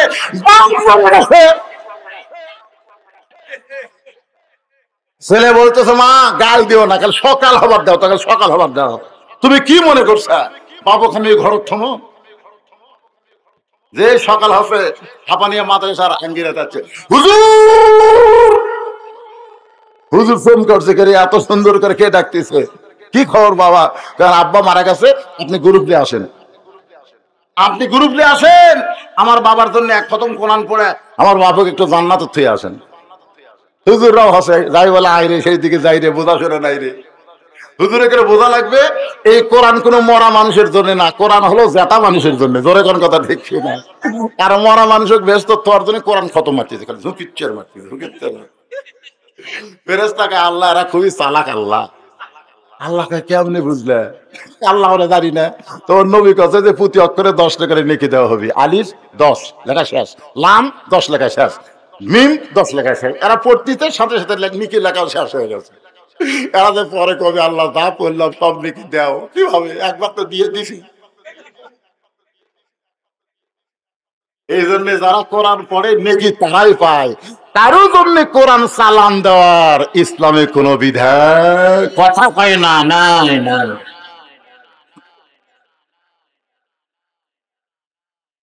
একটু মনোযোগ দিয়ে শোনেন, আল্লাহর বান্দারা যারা কোরআনের মাদ্রাসা, এই কোরআনের গুরুত্ব আমাদের বোঝার দরকার আছে না নাই? ওমর ফারুক ঘোষণা দিলেন, রে সাহাবীরা তোমাদের মধ্যে কয়েকজন গিয়া আমার আবু শামার জন্য কবর খনন করো, আবু শামার জন্য কবর খনন করো। আমি নিজে আবু শামাকে গোসল করায় দিব, আমি নিজে আবু শামাকে কাফনের কাপড় পরাবো, আমি নিজে আবু শামাকে জানাজার ইমামতি করব, আমি নিজে আমার সন্তানকে কবরের ঘরে নামায়া দিব। তাহলে মৃত্যুর পরে কয়টা কাজ? এ কয় কাজ? জোরে কোন কয় কাজ? 1 নম্বর কাজ হলো কবর খনন করতে হবে। যত বড়ই বাড়ি করেন, যত বড়ই বিল্ডিং করেন, ওই বাড়িতে আপনি থাকতে পারবেন না, কবরে আপনাকে যাওয়াই লাগবে। কথা কয় না? আমি তো দেখতেছি ইদানিং এই বুড়া মানুষের চাইতে যুবকরাই বেশি মরতেছে। আমার এলাকার যে কয়টা বাইকিং হলো খালি যুবকই মরতে পারে, একটা বুড়ার ধাক্কা আজরাইল দেখছে না। ব্যাপার কি? হ্যাঁ সত্যি তাই। আপনাকে এলাকা তো খোঁজ করে দেখেন, এই বুড়ারা সহজে মরতেছে না পারে। এই না মরার পেছনে কারণ কি জানেন? ওরা আগেকার খাওয়া খাসে ফরমালিন মুক্ত খাওয়া। জোরে কোন কথা ঠিক কিনা? আর এখন প্রত্যেকটা খাওয়ার মধ্যে ফরমালিন আছে না নাই? আমার এই যে হাতের যে ঘাও ঘু আছে, আমাকে ডাক্তার বলেছে হুজুর আপনি শুধুমাত্র পেয়ারা আর বড়ি এই 2টা ফল খাবেন, আর যান কোনো ফল খান না। ওই আঙ্গুর আপেল যান দেখেন, কিন্তু হাত দিয়ে যান শোন না হুজুর, হাত কিন্তু বিষ দেওয়া। আমরা আগেকার যারা বুড়ে কি কন, আমরা যেটা খাসি মাল খাসি রে, হাসতেছেন। আর এখনকার যুবকেরা ফরমালিন খায়, একটা মোটর সাইকেল বলতে কে কি মাঠে মরবো না, কে মরবি? এই জন্য কিন্তু যেদিন ডাক পড়িবে কবর মাঝে যাইতে, জোগাড় কিছু করছো বন্ধু তার মাঝে বিছাইতে। ডানে কবর, সবাই বলেন ডানে কবর বামে কবর, নিচে কবর আছে যে, ওপর দিকে চাইয়া দেখো বাঁশের ছাউনি দিছে কে। ওমর ফারুক পাঁচজন সাহাবীর নাম বললেন, তোমরা কি আবু শমার কবর খনন করো? যাই তাই কবর খনন করলে হবে না, কবর খনন করতে হবে পরেশগার নামাজি ব্যক্তি। ধরে খান সুবহানাল্লাহ। দুনিয়ার একটা বাড়ি বানাইতে 4 তলা 5 তলা যদি আপনি বাড়ি বানান, আপনি বলেন তো ভালো মিস্ত্রির দরকার আছে না নাই? কয় বছর থাকবেন?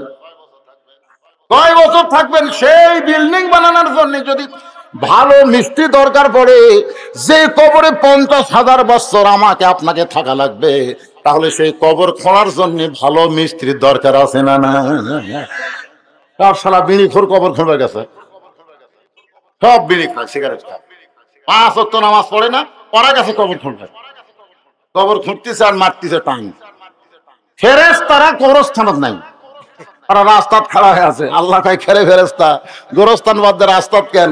জিহারি বিড়ির ধোঁয়া উঠতেছে, আল্লাহ ওই দুর্গন্ধ আমরা সই কেমনে? আমি বহু লাশ নামানোর সময় কবরের ভিতর থেকে সিগারেটের পাশা তুলে ফেলে দিছি, বহু লাশ। আর খায় আর পড়ে যাই, মাটি তুলতেছে ওইও খায়, যাই সমান করতেছে ওর মুখতে একটা। জোহরের নামাজের পরে জানাজা হবে, নামাজ হয়ে গেছে, ওরা কবর খুঁড়ে গোসল করতে করতে দেরি হচ্ছে, জানাজা শুরু করছি আমি নিজে। পাশে ওরা 5 জন করার মধ্যে 4টা জানাজা, পাশে একটা পায়নি, ওই গরম। দেরি করে গেল, আমি কবর খুঁড়লাম আর আমি জানাজা পেলাম না। আমি বললাম কেরে পাগলা, জানাজার নামাজ হলো ফরজে কিফায়া, 500 জনের মধ্যে 10 জন আদায় করলে আদায় হয়ে যাবি রে পাগলা, কি জোহর পড়ছো? আর কথা কয় না, তুই জোহর পড়িস নি, তুই জানাজা পড়া কি করবো রে? যারা জোহর নামাজ বাদ দেয় জোহরের পরে জানাজায় শামিল হয়, ওরা জানাজায় শামিল হওয়া মানে মূল ধরা দেওয়া। ধরে কোন কথা ঠিক না? একটু মনোযোগ দেবেন। ওমর ফারুক বললেন, তোমরা কয়েকজন কি আবু শামার জন্য কবর খোঁড়ো?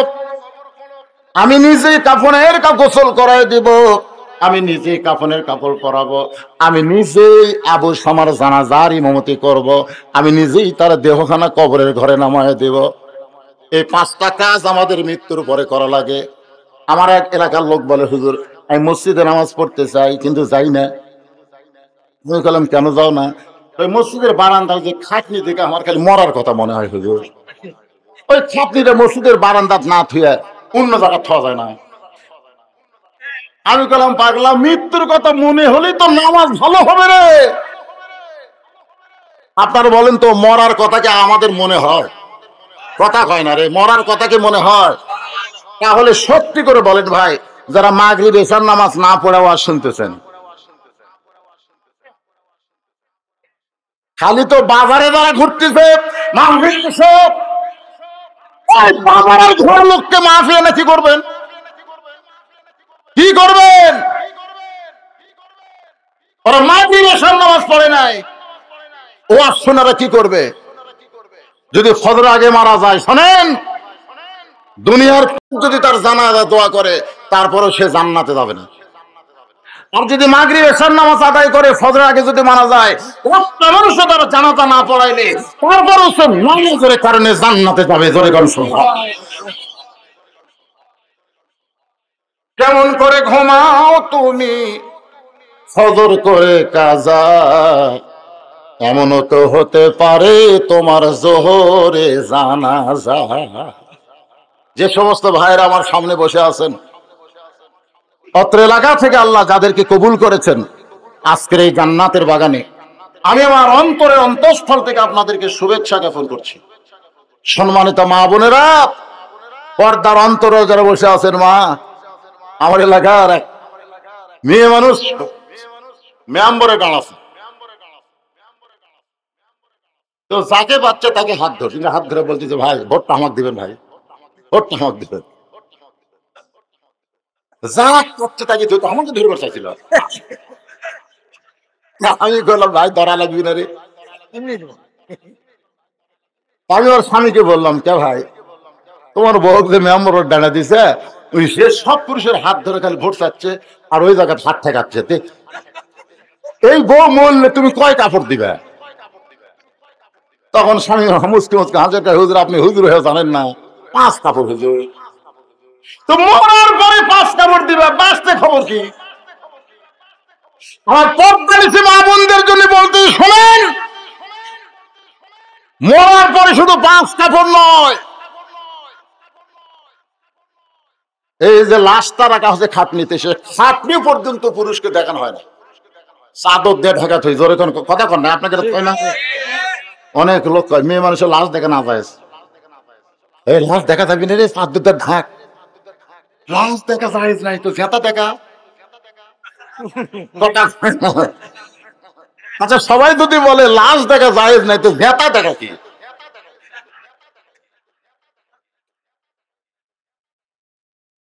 কথা কয় না যাই আছে। আমার মায়েদের জন্য বলতেছে, মা শোনেন পর্দানিসী মায়েরা, আমি আমার অন্তঃস্থল থেকে আপনাদের শুভেচ্ছা জ্ঞাপন করছি। হয়তো বলবেন হুজুর ওয়াজ শুরু করলেন আর রাত 12টা পার হয়ে গেল, কারণ নওগাঁর মধ্যে এটাই প্রথম 11টার সময় আমার মঞ্চে দিছে, আজকে প্রথম। তাহলে খুতবা টুতবা দেবো কখন? এই মোনাজাত টোনাজাত করে ধরতে ধরতে ওয়াজ হবি কখন? চিন্তা করে দেখলাম যে এগুলা বাদ দেই, এগুলা হচ্ছে অপশনাল।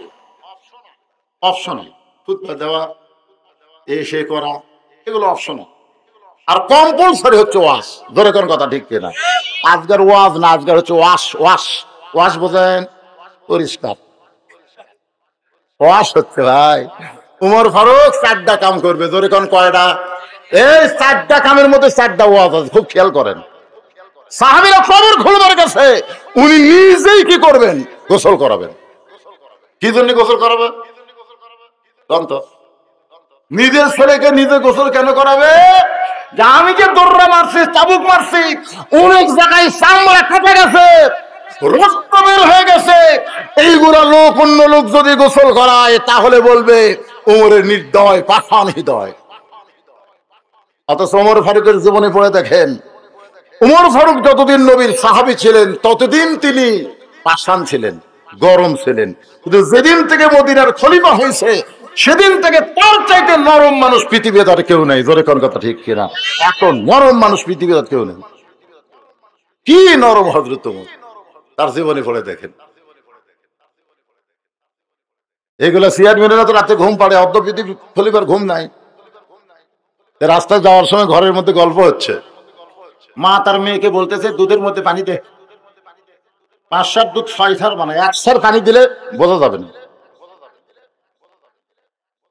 মেয়ে বলতেছে মা, ওমর ফারুক আল্লাহর কোরআন দিয়ে রাষ্ট্র চালায়, কোরআন দিয়ে যখন রাষ্ট্র চলে তখন ভেজাল দেওয়া জায়েজ নাই, দুধের মধ্যে পানি দেওয়া চলবে না। মা বলতেছে ওমর ফারুক কোরআন দিয়ে রাষ্ট্র চালায়, কিন্তু ওমর তো ঘুম পাড়তেছে, এখন দুধের মধ্যে পানি দিলে কে বুঝতে পারবে?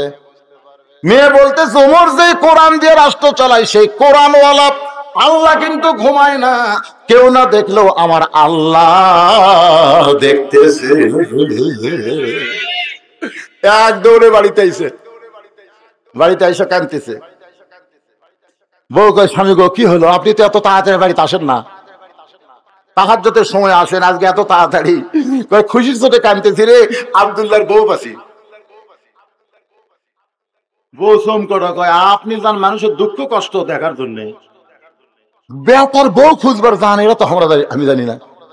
আজকে ভাগ্য গুণে পাই গেছি। তো বউটার সাইজ কিরকম, বেটার বউ যে দেখলেন তার ঢপ কিরকম। ওর ঘর বউ পাগলি, বেটার বউ দেখা যায় আছে। বউ বলতেছে তো কেমনে কি হলো? এখনকার বাপের এত কয় হুজুর এ পর্যন্ত 15টা দেখছি, পছন্দ হয়নি। আমি বললাম বুড়া বয়স আর বিয়ে করবেন নাকি? না হুজুর আমার জন্য নয়, তো আমার ছেলের জন্য। তো কি হবে দেখলেন ভাই? লাড়াছাড়া দেখছি হুজুর, লাড়াছাড়া দেখছি, হাত লাড়িছে, গাল লাড়িছে, চুল লাড়িছে, মানে লাড়াছাড়া দেখতে দেখতে মিন শারিল ওয়াসওয়াসিল খান্নাস, আর ভিতরে খান্নাস কাছে এখনই বেটা বিয়ে করাস না, তো আরো লাগার মধ্যেও তো মজা আছে, আরো 20টা দেখবি, মানে 20টা আমি লাড়বি। কি মনে করতেছেন ওমর ফারুক কি দেখছে? এরকম দেখছে, কিন্তু অন্তরের চক্ষু দিয়ে দেখেছে। দেখতেও না দেখলো, আল্লাহ দেখে। এই পর্দার কলিজার মধ্যে থাকে, এমন একটা মেয়েকে যদি বেটার বউ বানায়, বেটার দুনিয়ার বাড়ি সান্নাত হয়ে যাবে। জোরেগণ কথা ঠিক। ওই মেয়েটার সঙ্গে 6 লক্ষ হাদিসের হাফেজ আব্দুল্লাহ ইবনে ওমরের বিয়ে হলো। সুবহানাল্লাহ কন্যা জ্ঞান। ওই মেয়ের পেটের ওমর ফারুকের দৈহিত্র আর একটা ওমর দুনিয়াতে এসেছিল, যার নাম হলো ওমর ইবনে আব্দুল আজিজ। ওমর ইবনে আব্দুল আজিজ এসেছিলেন, তিনি এমন ন্যায়পরায়ণ শাসক ছিলেন। এখান থেকে প্রমাণ হয়ে গেল, মা যদি ভালো হয়, মায়ের পেটের সন্তান আল্লাহর ওলি হয়ে যায়। বাজারে যারা ঘুরতেছে, রাস্তায় যারা ঘুরতেছে, ওই জিলেবি যারা কিনতেছে, এদের কোনো দোষ নাই, দোষ হলো এদের মায়ের। ওরা যখন মায়ের পেটে ছিল, গত 2 বছর আগেও আমি আপনাদের বলেছি, পেটে বাচ্চা আসার সঙ্গে সঙ্গে আল্লাহ কিন্তু মায়ের অসুখ বন্ধ করে দেয়। অসুখ বোঝেন? মাসে 3 দিন 5 দিন একটা অসুখ হয় না, তখন তো কি জন্য বন্ধ করে দেয়? প্রতি মাসে 3 দিন 5 দিন একটা অসুখ হয়, যে অসুখ করে নামাজও পড়া লাগে না, রোজাও করা যাবে না। ধরে কোন কথা ঠিক কিনা? কিন্তু পেটে বাচ্চা আসার সাথে সাথে আল্লাহ অসুখ বন্ধ করে দেয়। কেন দেয় জানেন? যে পেটে বাচ্চা নিয়ে মার যেন ইবাদতের কোনো কমতি না হয়, কারণ মায়ের ইবাদতের সাথে বাচ্চার ইবাদতের একটা সম্পর্ক আল্লাহ করে দেয়। ধরে কোন সুবহানাল্লাহ। পেটত বাচ্চা নিয়ে মা যদি নামাজ পড়ে, রুকুর থেকে সেজদাত গেছে, পেটের মধ্যে বাচ্চা চাপ খাচ্ছে। ফেরেশতাকে আল্লাহ দেখো, তোমার বান্দি নামাজ পড়ে পেটে বাচ্চা চাপ খায়। আল্লাহ কয়, ফেরেশতা সাক্ষী থাক, যেই মা পেটে বাচ্চা নিয়ে নামাজ পড়লো, এই মা শুধু নিজে নামাজ পড়লো না, পেটের বাচ্চাকে নামাজি বানায়া দিল। সুবহানাল্লাহ কন্যা কেন? পেটে বাচ্চা নিয়ে মা যদি রোজা থাকে, শাশুড়ি এসে বলতেছে, বৌমা এই বছর কিন্তু তোমার রোজা থাকা চলবে না। বেটার বউ বলতেছে, বৌমা এই বছর কিন্তু রোজা থাকা চলবে না, কারণ তুমি রোজা থাকলে পেটের বাচ্চা শুকে যাবে। বউ কাগজ কলম নিয়ে যাচ্ছে, শাশুড়ি কয়, কাগজ কলম কেন? আপনি লিখে দেন, আগামী রমজান বন্ধ আমি বাঁচবো, তার গ্যারান্টি আছে, লিখে দেন। শাশুড়ি কয়, না না, তা তো লেখা যাবে না। পারবেন না, রোজা থাকবে নিষেধ করেন কেন? হতে পারে এটাই আমার জীবনের শেষ রোজা, এটাই।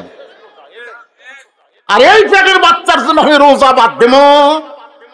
ওই পেটের মধ্যে শুকে শেষ হয়ে যাক, কাঠ হয়ে যাক, আমি রোজা ছাড়বো না। 16 ঘন্টা রোজা, বারে যাতা কথা। মাও খায় না, পেটের বাচ্চারা খাওয়ায় না, মায়ের সাথে নারীর সাথে বাচ্চার সম্পর্ক। ফেরেশতাকে আল্লাহ দেখো, তোমার বান্দি রোজা থাকতেছে আর পেটের বাচ্চার খাওয়া হচ্ছে না। আল্লাহকে সাক্ষী থাক, যেই মা পেটে বাচ্চা নিয়ে রোজা রাখতেছে, ওই পেটের বাচ্চা কোনোদিন হোটেলের দরজা কালো পর্দা দিয়ে ভিতরে রোজা ভাঙবে না, ভিতরে খাওয়া দাওয়া করবে না, ও জীবন রোজা থাকতে। আজকে হোটেলের দরজা কালো পর্দাটা খায় কারা? তারা খায় যাদের মাও পেটে বাচ্চা থাকা অবস্থায় রোজা থাকে নাই। খোঁজলে দেখেন। এই পর্দার মধ্যে যে মায়েরা বসে আছেন, এই পর্দার সে মায়েদের জন্য সামান্য কথা বলে আমি আবার চলে আসলাম মূল ঘটনায়। কবর খনন হয়ে গেছে, ওমর ফারুকের কানে খবর চলে আসলো। ওমর ফারুক নিজেই তার সন্তানকে গোসল করায় দিছে, নিজেই তার সন্তানকে কাফনের কাপড় পরায় দিছে। কাফনের কাপড় পরানোর পরে ওমর ফারুক নিজে জানাজার ইমামতি করতেছে। ছেলে মরে গেছে, বাবা হলো ইমাম। এদিকে খেয়াল করেন, আর বেশি সময় নেব না বাজার, কারণ ফজরের নামাজ আমাকে পড়া লাগবে, আপনাকেও পড়া লাগবে। আমার মালিক ভাই কখনো চায় না যে 12টার পর বাজবে, উনি কোনোদিনও চায় না। সভাপতি, এই জন্য সভাপতি থাকবার আছে না সব জায়গায়। দূরছি দেরি করে, একটু শোনেন, বিরক্ত হচ্ছেন আপনারা? খুব গুরুত্বপূর্ণ কথা বাজান। নিজের ছেলের লাশ সামনে বাপে করবি ইমামতি জানাজার। আপনি মনে করতেছেন জানাজা কেমন হবে, কি মনে হচ্ছে? এই বাংলাদেশে আমি একটা জানাজে অংশগ্রহণ করেছিলাম, বেটা হচ্ছে লাশ আর বাবা হচ্ছে ইমাম। আমি একটা জানাজাত গেছিলাম, সেটা হলো বেটার নাম হলো রফিক সাইদি, আর যিনি জানাজা করতেছেন তিনি হচ্ছেন আল্লামা সাইদি। আমি নিজে সেই জানাজা অংশগ্রহণ করছিলাম। আসলে বেটার লাশ সামনে থেকে বাপ জানাজা করলে জানাজাতে কি হয়, ওই জানাজায় যারা গেছে তারা বুঝতে পারছে।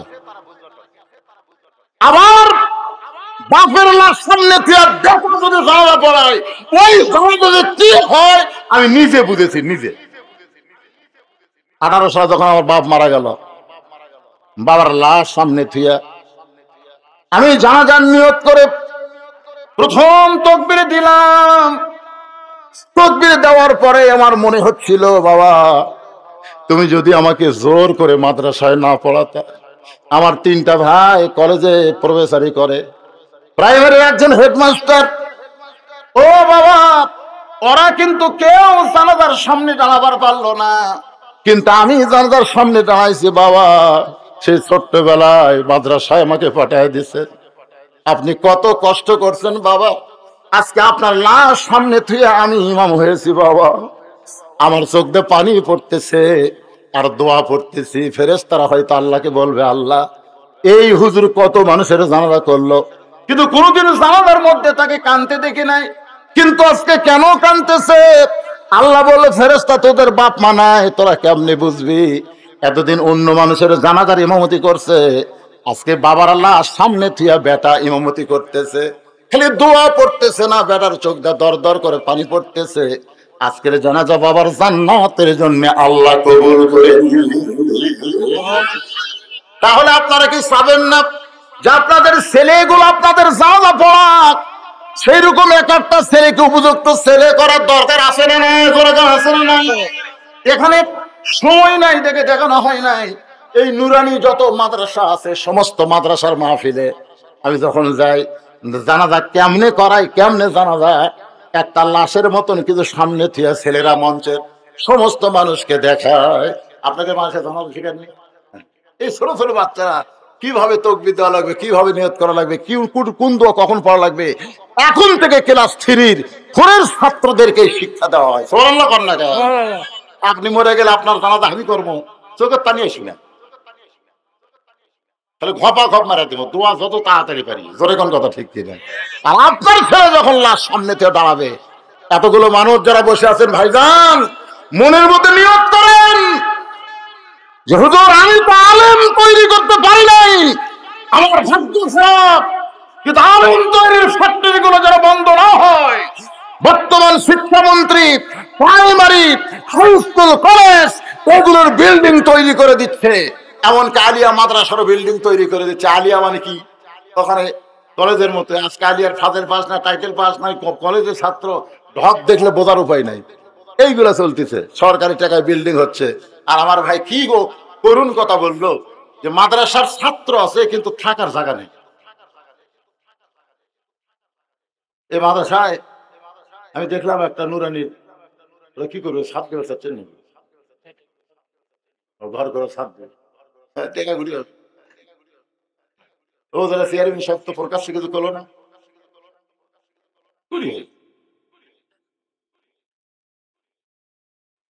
আগে বৃত্তি দিচ্ছিল, সেটাও বন্ধ। ভাই নুরানি আর যাচ্ছে না, কি বিপদ হয়ে গেল। আপনারা আমার আগে যে বক্তা ছিল, কিছু টাকা আপনাদের কাছে চাচ্ছিল, ঠিক না? আপনারা দিচ্ছেন।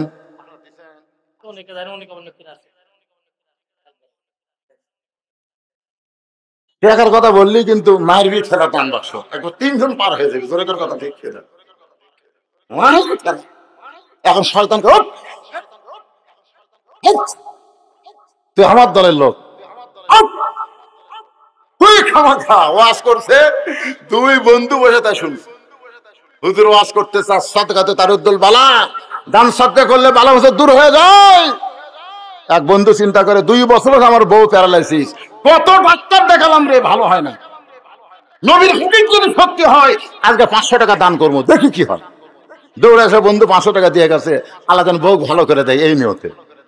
আর সাদকাতু তারুদ্দুল বালা, ওই বন্ধু যা টাকা দিয়ে বসতে কুটার ঘুতে মারতে কে রে, আমার টাকা নাই, এই দেখ তুই তো 500 দিল, আমার হাজার হাজার টাকা, আমি দেবো না। না ভাই তোর তো বিপদ নাই, আমার বিপদ। একই পাড়া বাড়ি, দক্ষিণ পাড়া, যে বন্ধু দান করছে ওর বাড়ি হলো দক্ষিণ পাড়া। বাড়ির যে মেয়ে ডাকতেছে রহিমা, মেয়ের নাম রহিমা, দরজা খুলে দে, বউ কয় রহিমা ডাও কেন, তোমার জায়গা বাড়ো না। স্বামী কয় কেড়ে পঙ্গু প্যারালাইসিস, তোর ডাকে তোমার লাভ কি, আমি দরজা খুলে দিচ্ছি। বউ যখন দরজা খুলে দিচ্ছে, স্বামী কয় আল্লাহু আকবার, কত ডাক্তার হাজার হাজার টাকা খরচ করলাম, তুমি প্যারালাইসিস পঙ্গু, তুমি দরজা খুললা কেমনে? বলে আজকে রাত্রে স্বপ্নে হাঁটতেছি, তুমি তো শুনবার গেছো, আমি ঘুমাচ্ছি, ঘুমের মধ্যে স্বপ্নে হাঁটতেছি, হঠাৎ ঘুম ভাঙ্গে গেল, আর চোখ দিয়ে পানি পড়তেছে, রে এই স্বপ্ন ভাঙলো কেন রে? আমি পায়ের দিকে তাকায় দেখি পাও আমার একটু গরম গরম, আমি আস্তে করে পা খাট থেকে নামাই, প্যারালাইসিস রোগী আমার পায়ের বল আল্লাহ ফিরে দেয়। আমি কি বলে গিয়ে ওযু করে তাহাজ্জুদের নামাজ পড়তেছি, নামাজ শেষ করার পরে আপনি মেয়েকে ডাক দিলেন, আমি দরজা খুলে দিলাম। আমি চিল্লায় বলে আল্লাহ তোমার নবীর হাদিস সত্য, আল্লাহ আসসাদগাতু তারুদ্দুল বালা, দান সদকা করলে বালা মুসিবত দূর হয়ে যায়, তার প্রমাণ আমার বউকে পাইলাম। তোরে কোন সুবহানাল্লাহ। যেই বেটা টাকা দেখাছে দান করেনি, ওর বাড়ি হলো উত্তর পাড়ার, জোরে কোন পাড়ার, বউ ডাকতেছে শেফালি, শেফালি খালি কান্দের বলে তোমার মায়ের কাছে যাও, তোমার মায়ের কাছে যাও, তোমার মায়ের কাছে যাও। কয় মায়ের কাছে কেন? শেফালি তুমি দরজা খোলো, মায়ের কাছে যাও। মায়ের কাছে যা ডাকতেছে, মায়ের কাছে ডাকতেছে, মা দরজা খোলো, মা দরজা খোলো, তুই খালি খালি ওয়াজ শুনিস, খালি খালি খালি খালি তুই নামাজ পড়িস না, তুই দান করিস না, খালি খালি ব্যাগের কোনো দাম আছে, খালি বস্তার কোনো দাম আছে, খালি ওয়াজ শোনা কোনো লাভ আছে? এ তোর বউ পেশাব করে গেছে রাত্রেবেলা, আইসের উপরে পা পিছিয়ে পড়ে গেছে, মাথা ভেঙে গেছে, ও মারো বাবার কাছে চিল্লে উঠছে, তোর বাপ আর আমি যাই স্নান করে খাটার থেকে তেল মালিশ করে দিয়েছি, যা। এসে দেখে শেফালি কাত হয়ে আছে, বেঁকা হয়ে আছে, তোর ভালো বউ থুয়ে কেন বেঁকা হলো, টাকা বাঁচাবো না টাকা। পরের দিন বউকে হাসপাতাল নিয়ে গেছে, ডাক্তার বলতেছে মাথা রগ ছিঁড়ছে, ভাই ব্যাক আয়দা পড়েছে রে, রগে ছিঁড়ে গেছে, এটা তো বগুড়া থবি না রে, এটা ঢাকা পঙ্গু হাসপাতালে যাওয়া লাগবে। হঠাৎ অ্যাম্বুলেন্স, এই কয় ঘন্টার মধ্যে না গেলে কিন্তু রগ আর ভালো হবে না। 12,000 18,000 ভাড়া করে ডাকাত গেছে, 40 দিন থাকিছে, তারপরে আসছে 2 বছর টিবলে পালক যাওয়া হবে না, তুই গোসল করে দিব, টাকা বাঁচাবো। আজকে যারা মনে করতেছেন হুজুর নবীর হাদিস আমরা অত মানি না, টাকা ফরত দিয়ে বাড়ির যাবো, তারুদ্দুল বালা, দান সদকা করলে বালা মুসিবত আল্লাহ দূর করে দেয়, এই বিশ্বাস করে এই নবীর আতিম মাদ্রাসায়, মাদ্রাসার ঘর করতে হবে, এই নিয়তে 100টা কোরআন শরীফ এই মাদ্রাসায় দান করবেন। গত বছর দান করেছিলেন এক কোরআন শরীফ মাত্র 500 টাকা, বা আপনার কবরকে জান্নাত বানানোর জন্য 500 টাকা দিবেন, এই মাদ্রাসা একটা কোরআন দানের সব আল্লাহ আপনার আমল নামায় দিয়ে দিবে। আমি বলার আগেই ভাই আমার 1000 টাকা দান করে দিছে, আমার পকেট হাতাচ্ছে। মুখের বাদন খুললেন, বাদন খোলার পরে কবর একটা চুম্বন দিলেন, চুমা দিয়ে বলতে আবু শামা, আমি বাবা তোর জান্নাতের আশায় তোকে দৌড়া মারছি বাজান, কবরের ঘর আল্লাহ যেন তোর জন্য জান্নাতের টুকরা বানায়। আমি কবরে মাটি দেওয়ার পরে সবাই যখন চলে গেছে, উমর ফারুক ছেলের কবর ছাড়েন না, কোমর থেকে চাবুক বের করে গুনে গুনে আরো 30টা চাবুক মারলেন। তাহলে আগে মারছিল 50টা, আরো 30টা চাবুক মাইরা 80টা চাবুক পরিপূর্ণ করে বললেন, আল্লাহ তোমার হুকুম আমি অমান্য করি নাই, আমার ছেলের দিকে আমি দেখেছি খেয়াল করে, মাতাল হওয়ার কারণে আমি 80টা দররা পূর্ণ করে দিলাম, আমার আবু শামাকে তুমি জান্নাতের ঘরে কবুল করে। আমরা যারা বাবা এখানে আছি, আজকে উপজেলা চেয়ারম্যানের কথা অনুযায়ী আপনাদের বললাম, আপনাদের ছেলের দিকে মেয়ের দিকে আপনারা খালি খেয়াল করবেন না, তাদের ভালো করার জন্য আপনারা চেষ্টা করবেন। বাবা হিসাবে এই চিন্তা মাথায় রাখার দরকার আছে না নাই? দরকার আছে না নাই? বিশাল একটা চিঠি রে, কি চিঠি? ঋণ করেছি কিন্তু ঋণ পরিশোধ করতে পারি নাই, এখন ঋণ পরিশোধ করতে ইচ্ছুক, ঋণদাতা মারা গিয়েছেন, এই ঋণ কাকে দিয়ে পরিশোধ করিব, সঠিক উত্তর দিয়ে খুশি করবেন। যদি যার কাছ থেকে ঋণ করছেন তার যদি ছেলে থাকে কিংবা মেয়ে থাকে, তার ওয়ারিস থাকে, তাদেরকে দিয়ে দিলেই হয়ে যাবে। যদি দেখতেছেন দুনিয়াতে তার কেউ নেই, তাহলে তার নামে, আপনার নামে না, তার নামে আপনি আল্লাহ রাস্তায় দান করে দেবেন। আমার কথা কি বুঝতে পারলেন? হ্যাঁ। পিতা ও মাতার সহিত কি রূপ ব্যবহার করা প্রয়োজন, পিতা মাতার সাথে কিরকম ব্যবহার করা লাগবে, সেটা আজকে ওয়াজের মধ্যে আমি কিছুটা হলেও বলছি, বলিনি? কিরকম ব্যবহার করবেন, শ্বশুরের সাথে কিরকম, আর পিতা মাতার সাথে। হ্যাঁ, করি নাই, ওয়াজ করিনি আমি, ওয়াজটা কিছুটা হলেও তো করছি আজকে অল্প সময়ের মধ্যে। পিতা মাতার কথাটা আগে শুরু করছি ভাই জান। পিতা মাতার সঙ্গে ভালো ব্যবহার করবেন, আল্লাহ কোরআনে বলেছেন, অওয়াসাইনাল ইনসানা বিওয়ালিদাইহি ইহসানান হামালাতুহু উম্মুহু। এখানে একসাথে বাপ মার কথা বলার পরে আল্লাহ আবার মায়ের কথা আলাদা ভাবে বললেন। মা একটু সন্তানের জন্য বেশি কষ্ট করে, রাসূলও মায়ের কথা 3 বার কইছে, জোরে কোন কয়বার? আর বাবার কথা 1 বার বলেছে। বাপ মার সঙ্গে ভালো ব্যবহার যদি না করেন, লাইলাতুল বরাতে যতই কান্দেন, আপনার দোয়া আল্লাহর দরবারে কবুল হবে না, আল্লাহর রহমত থেকে আপনি বঞ্চিত হবেন। এই জন্য বাপ মার অবাধ্য সন্তানের কোনো রহমত বরকত আল্লাহ এই লাইলাতুল বরাতে তাকে দেয় না। অবাধ্য সন্তান বাধ্য হওয়া লাগবে। বাপ মা যদি মারা যায়, এখন কি করবেন? বাপ মার কবরের পাশে গিয়ে ঘন ঘন সালাম দেবেন, আসসালামু আলাইকুম আহলাল কবর। আল্লাহ পাক আমাদের সকলকে ইমানে আমলে কবুল করুক। সকলে বলে আল্লাহুম্মা আমিন। আস্তাগফিরুল্লাহ আস্তাগফিরুল্লাহ আস্তাগফিরুল্লাহ, লা হাওলা ওয়ালা কুওয়াতা ইল্লা বিল্লাহিল আলিয়্যিল আযীম। আল্লাহুম্মা আমিন। আল্লাহুম্মা আনতাস সালাম ওয়া মিনকাস সালাম, তাবারাকতা ইয়া যাল জালালি ওয়াল ইকরাম। হে আল্লাহ তাআলা, আমি অসুস্থ মানুষ, আল্লাহ কিছু সময় তোমার বান্দাদের সামনে, আল্লাহ বাপ মার দায়িত্ব, সন্তানের কর্তব্য সম্পর্কে, নিশাদ দ্রব্য পান করা সম্পর্কে, আল্লাহ আরো নানা বিষয় পর্দা সম্পর্কে আলোচনা করেছে। আল্লাহ মেহেরবানি করে আজকের মাহফিল আমাদের সকলের হেদায়েতের জন্য, নাজাতের জন্য, জান্নাতের জন্য কবুল করে নাও। এই মাহফিলের শুরু থেকে শেষ পর্যন্ত যে আলোচনা হয়েছে আল্লাহ, এর মধ্যে ত্রুটি হয়, ভুল হয়, মাফ করে দাও। এর যা হাদিয়া মঞ্জুর করো। সোনার মদিনায় নবী পাকের রওজা মুবারকে আল্লাহ কবুল করে নাও। মদিনা কত সুন্দর নাম, মদিনা, মদিনার মানুষটা কত সুন্দর। ইমানের হালে চাঁদ ধরা মুখ কেউ যদি একবার দেখতে পায়, আল্লাহ তার জন্য জাহান্নামের আগুন হারাম বানায় দেয়। কত স্বপ্ন দেখেছি জীবনে, এমন একটা স্বপ্ন আমাদের দেখার তৌফিক দিও আল্লাহ, যে স্বপ্নে নবীজির সোনা মুখ আমাদের নসিব হয়। তামাম আম্বিয়ায়ে কেরাম, আসহাবে কেরাম, তাবিনে কেরাম, তাবা তাবিনে কেরাম, তাম পৃথিবীর মাটির নিচে যত মুমিন মুমিনাত শুয়ে আছে আল্লাহ, সকলের আরওয়াহ পরে হাদিয়া কবুল করো। আয় আল্লাহ তাআলা, আমরা যারা হাত তুলেছি, আমাদের জনম দুঃখনী মা যাদের কবরের ঘরে এতিম হয়ে গেছে আল্লাহ, আল্লাহ আমরা অনেক সময় বলি বাপ মা মারা গেলে সন্তান এতিম হয়। সন্তান প্রকৃত এতিম হয় না, কারণ সন্তানের চাচা থাকে, বড় আব্বা থাকে, দাদা দিদি অনেকেই থাকে, কিন্তু যে মরে কবরে যায় সে সবচেয়ে বড় এতিম হয়ে যায়। আল্লাহ আমাদের বাপ মা যাদের এতিম হয়ে কবরের ঘরে চলে গেছে, গভীর রাত্রে দোয়া করে আল্লাহ রব্বির হামহুমা কামা রব্বায়ানি সগীরা, বাপার কবরকে জান্নাতের টুকরা বানায় দাও। আমাদের দাদা দাদি, নানা আত্মীয় স্বজন, শ্বশুর শাশুড়ি যাদের কবরের ঘরে চলে গেছে আল্লাহ, কবরবাসীদের মাফ করে দাও। আজকের মাহফিলের সম্মানিত সভাপতি আমার ভাই আলহাজ আব্দুল মালিককে আল্লাহ তুমি কবুল করো। আজকের মাহফিলের সম্মানিত প্রধান অতিথি আলহাজ আব্দুর রফিক, আল্লাহ রফিকুল ইসলাম রফিক সাহেবকে কবুল করো আল্লাহ।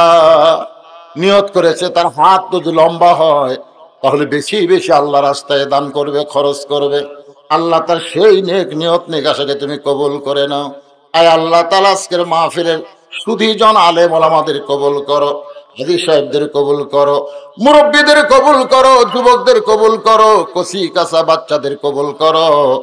সম্মানিত মা বোনেরা, পর্দার অন্তরালে বসে যারা ওয়াজ শুনলো, আবিদা সালিহা পর্দা নিশি তাদেরকে কবুল করে নাও।